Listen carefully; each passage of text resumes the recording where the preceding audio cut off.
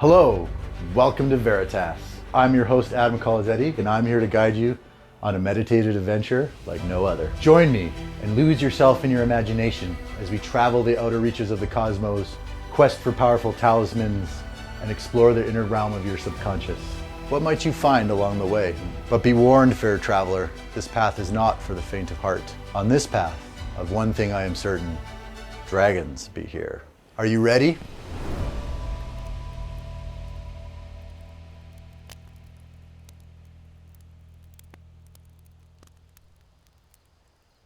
So how we're going to begin is you're going to sit comfortably, however that means to you. Could be legs crossed, could be sitting in a chair, whatever it is, sit somewhere comfortably that you feel relaxed and comfortable. And you're going to close your eyes and you're going to take 3 deep breaths. Deep breath in, count to 4. Deep breath out, count to 4.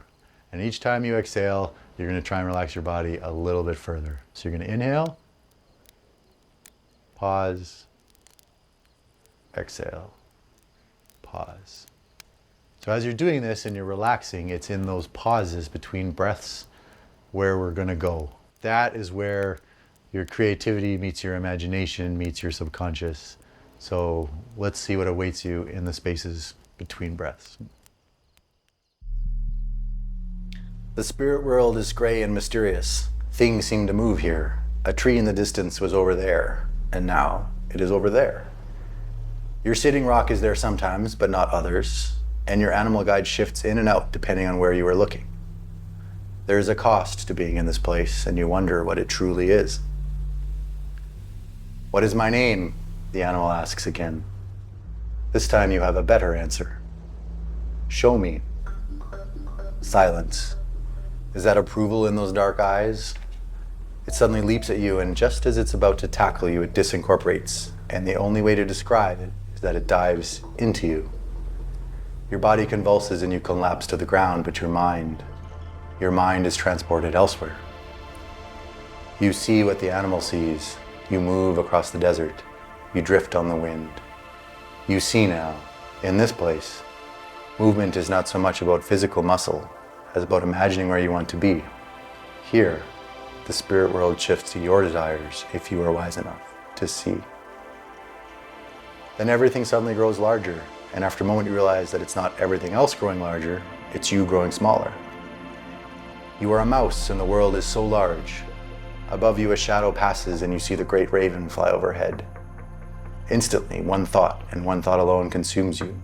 You must tell. In a hurry now you scamper across the desert floor, but a hawk cries from above, and suddenly you are running for your life, your message forgotten for now. You cannot outrun the hawk, so you must outsmart it. You find a root that is partially exposed and you crawl under as the shadow of the hawk passes over. Here you wait until it is gone. Then you are on the move again, when suddenly you are grabbed by a fox. Now you are the fox. You are plodding across the desert looking for food. Above you a hawk circles and you pause, casually moving to the shadow of a large tree. The hawk can see what you cannot. Suddenly the hawk swoops but then pulls up, its prey seemingly out of reach, but not for you. You don't mind waiting, so you quietly tiptoe your way closer to the spot where you see a small root. You lay down and wait. Your prey is smart enough to outwit the hawk, but not you. Eventually a small mouse pokes its head out and then scampers out, but you pounce and have caught it before it even has a chance. Suddenly there is a thunder of hooves and a horse appears stomping at you. With a panic, you drop the mouse as you dart out of the way. Then you are the horse. You are grazing quietly in a field. The shadow of a great raven passes overhead. You stop and follow it with your eyes. When the great raven appears, it is best to follow. Down into the desert you follow, your long, powerful legs pushing you faster and faster.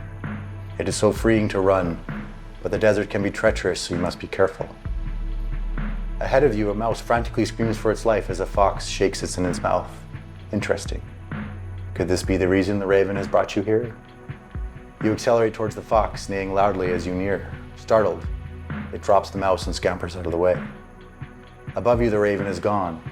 You stand proud, sweat glistening down your neck. A roar snaps you to attention. On the horizon, a bear stands, pawing at the air. It is time to go. You are the bear. Lumbering along, there is a tree trunk, the top of which is jagged and cut off from some long ago lightning strike or fire. It is perfect for back scratching. You roll up and stand on your hind legs and shake your back against the rough bark. It is glorious. You roar in satisfaction. In the distance, you see a horse galloping across the desert. Always in such a hurry, those things. You drop down on your four legs and continue on your journey. You eventually find yourself in a mud hole. You shake your bum with excitement and belly flop in before rolling on your back. The muddy water is cool and refreshing under the hot sun.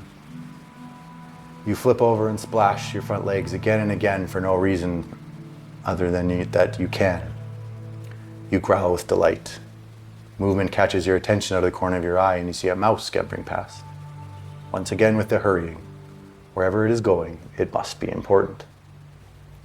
You are the mouse again, scampering past a muddy bear. It is not interested in you, but still best to make a wide berth. A sense of urgency drives you, although you are not sure why.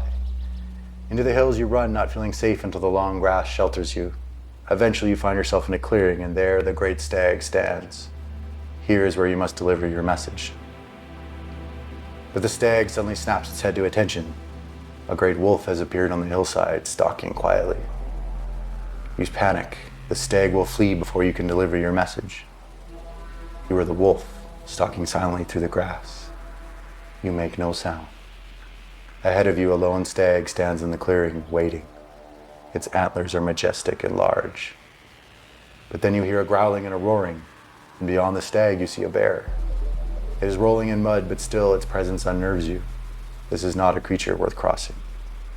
You contemplate for a moment, but then silently back away and move on. You are the stag. The wind brings warning of a predator, but it has gone. You were safe. And an excited little mouse brings word. The great raven has come. You must go. But your destination is unknown. Instead, you concentrate. Not so much on a place, but on a feeling.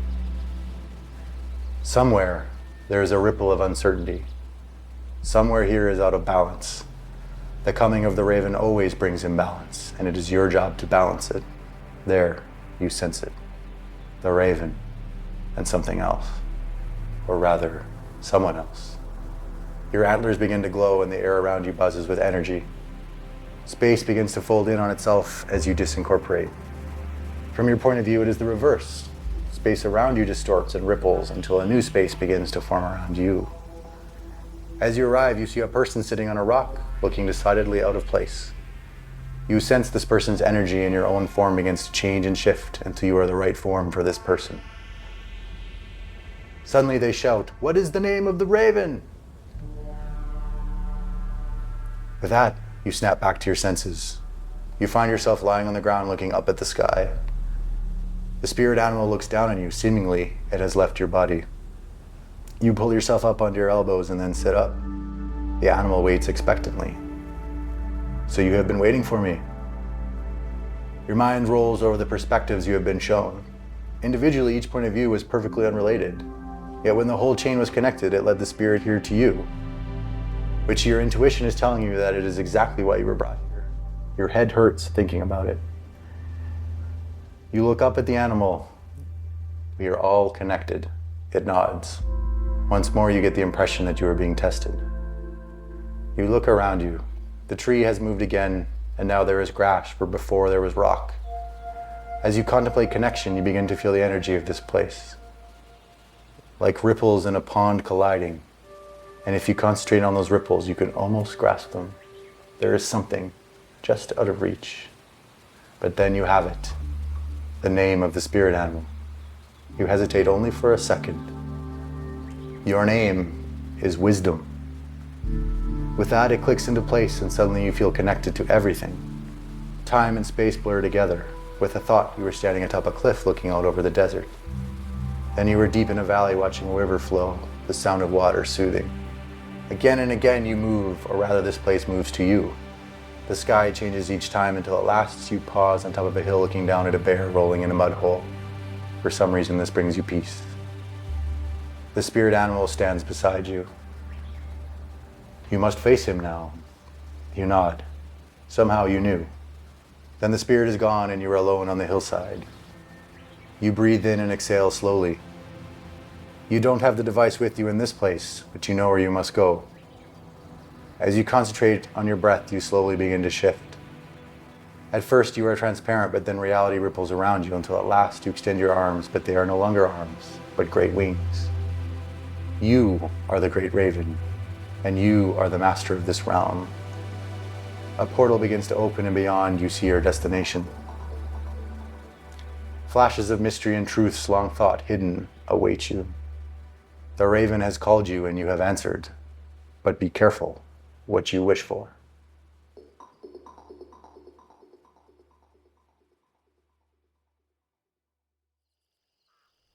Hello and welcome to Veritas. We're here to talk about truth. Whose truth? Well, hopefully your truth. Today we're talking about episode 3 of this series. I have with me Victoria Givlin. Victoria, thanks for coming on the show. Thanks for having me. It's been super fun. If you haven't checked out the first 2 episodes, definitely go check them out. We're here to talk about episode 3, which has lots of animals and stuff in it. So how fitting that we should draw an animal card before we start.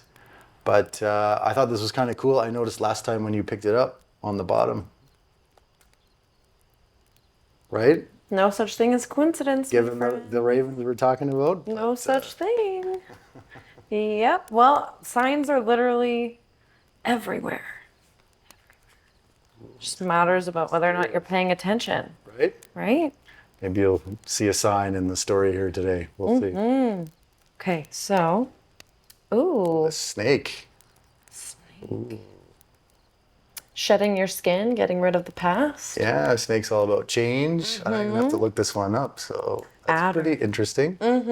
Right? We're talking about a Metamorphosis too, in all those stories. Totally. Yes. Gotcha. Okay. I'm picking up on it. Got it. Yeah. Fantastic. Well, we didn't have a snake in the story, although that would have been cool now that I think. Slithering upon the grass. Right? Yeah. So, what'd you think of all the animals and points of view in this timeout? I really like it. Yeah, I really enjoy like the different types of realities that those animals are living in, and even in my everyday encounters, just trying to show grace to pretty much everyone. I like to genuinely believe that we're all trying to do our best with what we're able to adopt to, or whatever mechanisms we've held on to. But yeah, there's so many different perspectives, there's so many different worldviews, but we're all one, but we're all individually unique. So that's kind of, we're all special snowflakes, but we're all special snowflakes. So, Okay. it's kind of unique in that perspective, but yeah, embracing and owning your own individuality, but then realizing like everyone else is equally and incredibly as amazing as well. Right? Yeah. Well, what I really enjoyed about that part, like you have the mouse, for instance, it's just going about its business, trying to survive. Yeah. And the fox is just hungry, and they're just really trying to do their individual pieces. But again, if you pull your perspective back, it's a chain of events that had to happen to lead to where we were before. Right? Yeah, and it's such a beautiful ecosystem too. Like when things are off balance, there's a problem. Like when we were overrun with rats, we had the plague. Like it doesn't matter where they are in the actual like hierarchy of things. If there's too many of either of them and it's off, it's our job to make sure that we balance it out and make sure it's okay. So, yeah. One thing I like about the bear, for example, so you've got your kind of smaller creatures that are really just focused on what they're doing, but their perspective gets a little bit wiser and worldly depending on the animal. And I like the bear because he just hangs out. He's kind of indifferent to everything. Why is everyone in such a hurry? I love that. Right? Yeah, why is it doing that so fast? Why is it? But its mere presence influences everything around it to such great extent that even though it's thinking in its head, it doesn't care about all these things. It is in fact the most influential thing there. Yeah. Arguably. I think at our core, like our different types of personalities and sub-personalities, like at the very depth of who we are, if we can let that out, that's your inner child. Can you play? Can you just enjoy and live in that moment and love relishing playing around in the dirt just because? And that will impact the whole environment around you. Maybe you can, maybe you can't because of different guardians that have come up to help protect you. But I also think it's interesting too, even in society, like, the hierarchy of wealth or distribution, like some people have to scamper and have to run around and do a certain thing a certain way. And like, they're afraid, they're fearful of their next meal, if the money's going to come in the way that they need to. And people that live in those lower vibrations are not able to just enjoy and make a bigger difference and give back. But when you can find your true calling and you can just embrace the fun of it and the journey, you make quite a big difference. Right? Yeah, it's super cool. And then I like the idea of the fact that the mere presence of the raven flying over, with you on board presumably, Yep. kicked off this whole chain of events in the first place. So it's like a self-realizing prophecy. Yeah. Right? And then of course the stag represents balance, right? The stag is quite a powerful creature in so many different types of mythology. Like, they are a real animal, but they're also God. All animals are divine, but they are so powerful as they are in what they do. And like their antlers and stuff represent, some of their spiritual grandeur and stuff. So, and it just had to stand there for you to be like, oh. Okay. Yeah, somehow the playing, it's changed now. We stopped just having fun and we stopped, it was looking at the balance of equilibrium of things. So, yeah, very wise stag. Yeah, and I really like the idea that it knows that the raven comes for a reason. And its job is to go there and take on whatever form it needs to be, right? So in your case, the eagle, right? Or whatever, if you're listening to the episode 2, whatever form the animal spirit took for you, that's the idea, right? You show up, you're like, oh, here's this poor helpless person, I better sort them out. Yeah, well, even like the snake with the metamorphosis of things, like we may come in and even the mouse had to do that so quickly. Like, it was just enjoying its day, and then it realized, oh man, like I've got to change now and get out of here, or else I'm in a lot of trouble. So being able to analyze at every moment where we can shed whatever we need to and step into that next level to get us moving forward. And I like the idea that you're sitting there and you don't know what the name of the lion was, or you don't know the name of the spirit animal and all this, but then you're shown some perspective, and the answer is connection, which arguably you kind of already knew. Do you know what I mean? Deep down, but just had to be shown. And then, what did you think of the name of the spirit animal? I like it a lot, like as above, so below, and the individual snowflake type of metaphor that I was talking about before. So just showing us like that grace in just about everything that we go, that we are all interconnected and we can make such a difference if we're just, you might feel like you can't change the world, but maybe you could change someone's world for that day. And that in and of itself is making a ripple effect that will change the whole ecosystem of how that environment goes. So you make a much bigger impact than you think. Right? And I like the metamorphosis, right? So you go from being the inspired, and then at the end you are the raven, you are the messenger or the inspirer or sorts. Yeah. I've done like work in the fashion industry and stuff like that. So technically the role is called a model, but I'm like, I never planned on being that. That's not like the whole like blue steel thing. That was never what I had anticipated. What I always wanted to be was a role model. And my personality type is an ENFJ. Like, I love being the best version of myself, but equally as much, I love uplifting other people in the community and helping them step into the best version of themselves and trying to encourage them to be like, no, like, step in your power, realize how strong you are, look how amazing you are. And when you come from that place of playfulness and empowerment and authenticity, then you're able to encourage others to do the same. Very cool. Yeah. Okay. So now we're going to go back to presumably face off with the lion from the beginning. So I guess we'll see what happens. Stay tuned. Join me each week as a new chapter unfolds. What worlds will we explore next? What gods and monsters will we find? What part of yourself will awaken? Only one way to find out.